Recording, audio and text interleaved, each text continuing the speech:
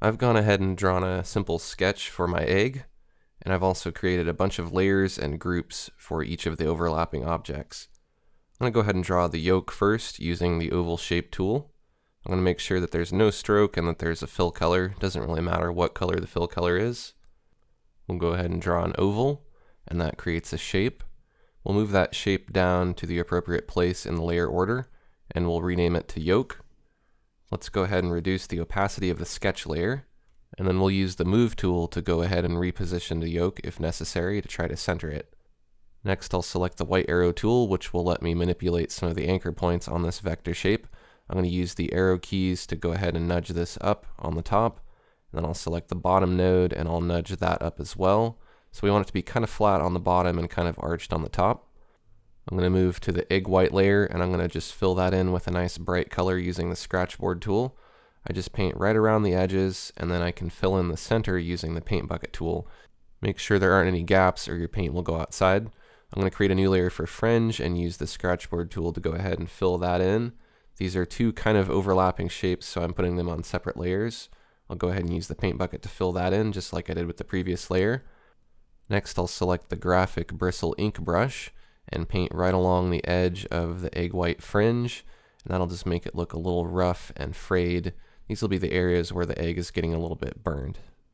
I'll merge the ink layer with the fringe layer with Control E, and then I'll go to the burned edges layer and go ahead and fill that in. I'm going to choose kind of a dark purple color. It doesn't really matter what colors we use because we can go ahead and change these later, but I'm choosing nice bright colors so that I can see them really well on this white. I'll add a new layer for big bubbles that will overlap the yolk, and then I'm going to go ahead and go to the background layer and fill that with kind of a dark blue-gray color using the fill command. And then now I can go ahead and start filling in these layers with a more appropriate color. So I'm going to start with the egg white layer. I'm going to choose kind of a pale yellow color for the egg white.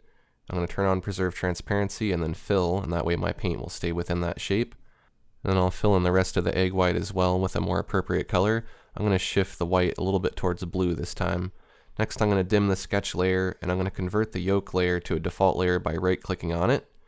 Next, I'm going to go ahead and fill the yolk layer with kind of a yellow-orange color, and then I'll add a highlight to the yolk using the scratchboard tool.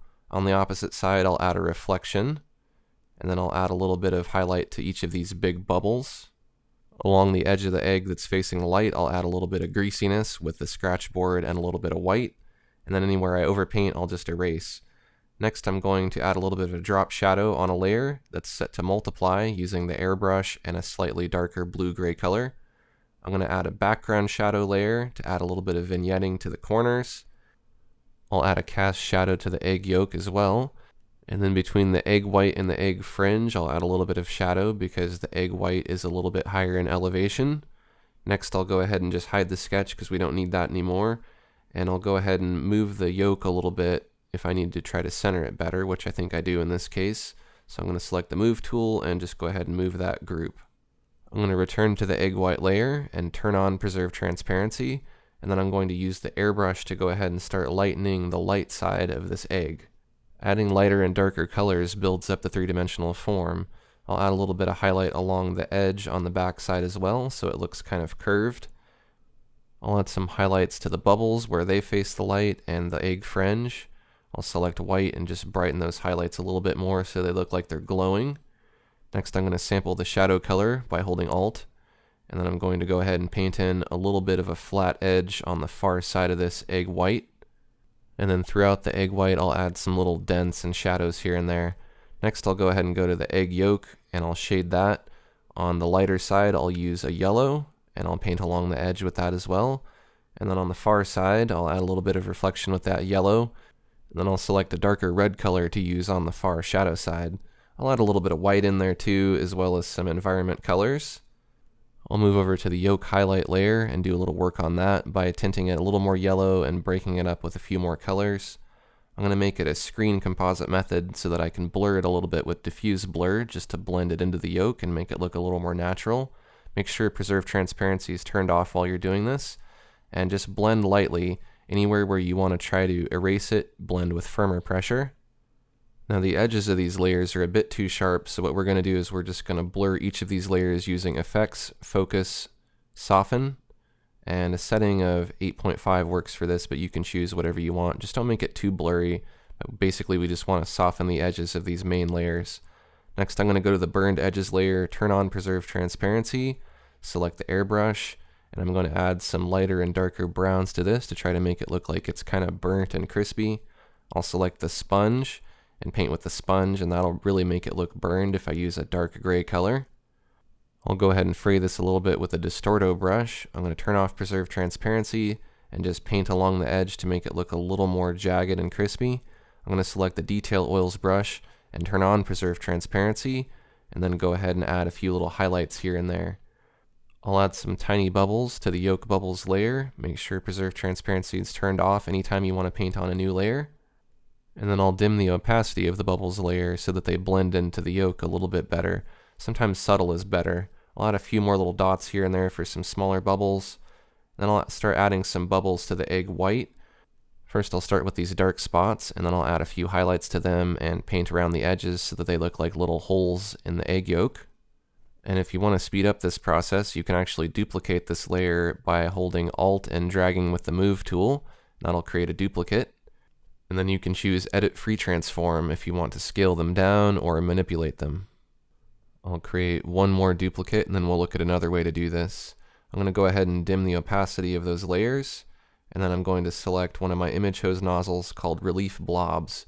You'll want to use the linear size P angle D brush, and depending on the direction that you make your brush stroke, that'll change the direction of the light on the relief blob. So basically, if you paint one way, you'll have the light on one side, and if you paint the other direction, you'll have the light on the other side. So you'll want to go between painting in one direction and the other direction. That'll give you a nice variety of dents and bubbles. Go ahead and dim the opacity of those layers and add more layers as needed. But basically, you just kind of want to paint spontaneously here and there and just keep adding layers. Don't worry about going too overboard because you can always blend away some of the detail later. Let's go ahead and move that layer underneath the egg white, but still keep it on top of the egg fringe. And I'm going to create a new screen layer. This will allow me to create some little blob-shaped highlights.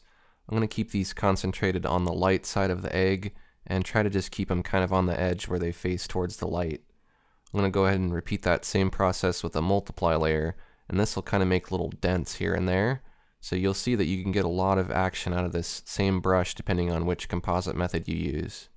I'm going to merge those layers with the egg fringe layer and then use the diffuse blur to blend away a little bit of that detail here and there, but try to keep a nice balance of sharp and smooth.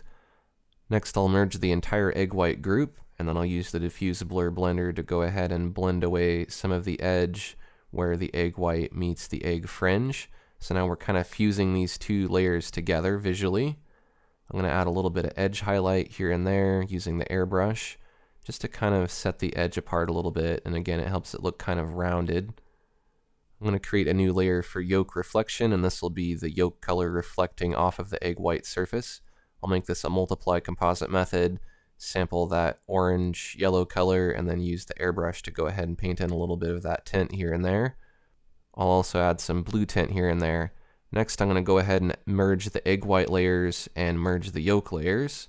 And then I'll go ahead and just clean this up here and there and add a few more details just to polish it up and make it look a little more realistic.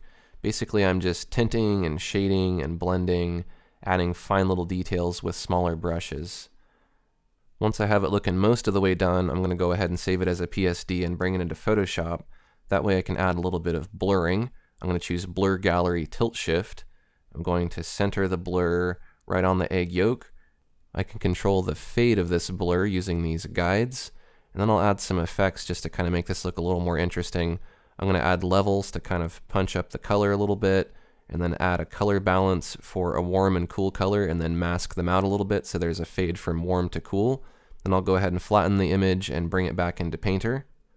Next I'll go ahead and use Distorto to fray the edges of the egg a little bit.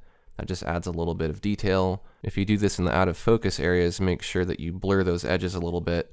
I'm going to add a few fine highlights here and there and blend a little bit more. And then I'm going to add a layer for some texture. This will be a multiply composite method, and I'll use the sponge to go ahead and just paint in some pale yellow here and there on the egg surface with a smaller sponge, and then I'll select a bigger sponge and tap a few times with a dark blue gray just add a little bit of texture all over the whole thing and then dim the opacity a little bit. You can add a mask to that layer and paint with the airbrush with black to go ahead and mask away a little bit of that egg yolk texture. And we can add texture on some more layers here and there, but really you want this texture to be kind of subtle. You can also blend your texture using the diffuse blur blender, and you can blend with the contour of the yolk to make it look a little more curved and dim the opacity. It's really about being subtle but still being effective. We can drop all our layers and then flip the canvas horizontal to evaluate how it looks, and then we can flip it back. This is just a way to gauge how the piece is looking. I'll add a few more fine details to bring the piece together. I'll add a little more flavor to the colors in the piece by adding a couple of overlay layers with a gold and a purple color, and then I'll mask away some of it using the airbrush. And then we have a finished egg.